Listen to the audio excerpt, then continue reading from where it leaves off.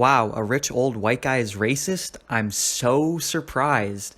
So, if you guys haven't heard, in recent news, there have been reports that Phoenix Suns owner Robert Sarver has had racist outbursts and racist comments for the last couple years. And in fact, over 70 former and current Suns employees have described Sarver being very toxic. And there's a story about him being very blatantly racist a couple years ago when Earl Watson was still head coach of the Suns. After a loss, he went into the locker room and he started acting like a 17-year-old in an Xbox Live chat. He was saying like, oh, how come Draymond Green says, how come I can't say that word? And he said it like a bunch of times. Earl Watson was like, hey, you can't say that. You're an old white guy. This is the kind of behavior I would expect to see from the rich kid out of suburban high school, not exactly from an NBA owner, but it doesn't really surprise me. I mean, these are rich people who are always used to having their way. And I've heard reports of Robert Sarver being the kind of guy who has to dominate every conversation, has to make his presence known, has to let people know that he's in charge. The guy is a narcissist. So this really doesn't surprise me at all, especially in the modern culture and with how fast we cancel things. I mean, if John Gruden can't get booted for being a homophobe,